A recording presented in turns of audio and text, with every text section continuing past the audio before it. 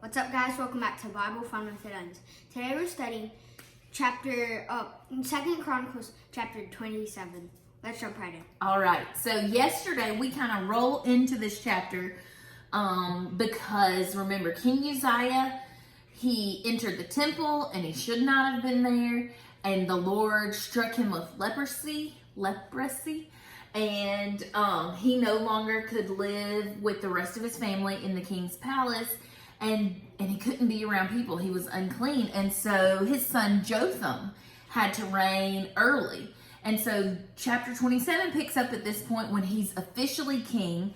And the Bible tells us that Jotham was a smiley face king. I think I shared with you guys throughout my Bible, if it was a good king who did what was right in the sight of God, he gets a smiley face. And if it's a bad king, he gets a frowny face. And if he's both, he might get both. He may get the frowny face at the point where he turns, or he might get the smiley face if he turns and changes his ways. And so Jotham is a smiley face king, and verse 2 says he did what was right in the eyes of the Lord according to all that his father Uzziah had done, except he did not enter the temple of the Lord. And I thought that was hilarious. There's a little bit of shade in the Bible.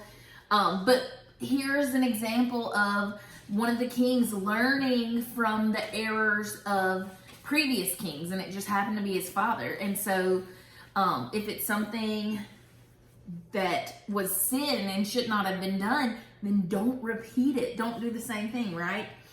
And the Bible tells us he did right, and he was a good king, and he worshiped God. And it said, but the people still followed the corrupt practices. And then the passage talks about a few of the good things that Jotham did as a leader.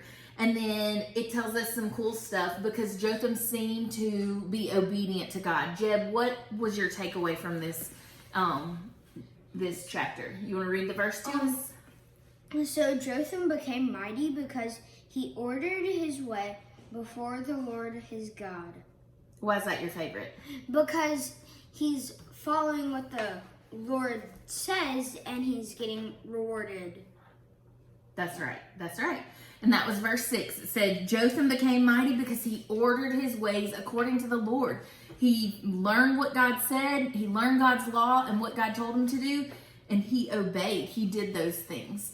My takeaway is that, and also the fact that he was doing right as king, and he was worshiping the Lord, and he was doing his part to point all of Israel or Judah to worship the Lord also. But then verse 2 tells us the people still followed the corrupt practices.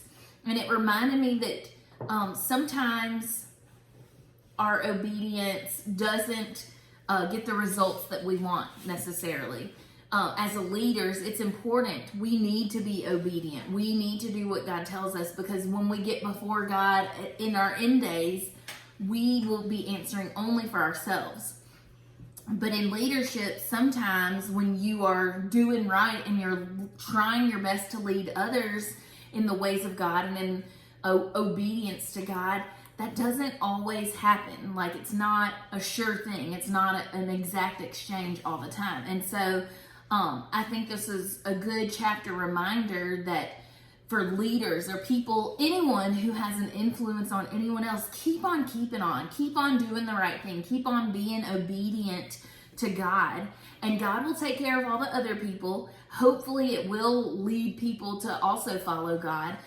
But God will also bless you because of your obedience, whether the people follow along or not. I can't help but think of the prophets that God sent to his people. And basically he told them, your job is to tell. Like, their response, I'll take care of that. You don't have to worry about the response of the people, but you have to tell. If you don't tell, then their blood is on your hands. And so I see that here. Jotham did his job in the right way, and God blessed Jotham, but the Israelites, the people in the southern kingdom, had fallen away from God, and they were choosing other things, worshiping idols and false gods. And so that was a good reminder to me today in this chapter.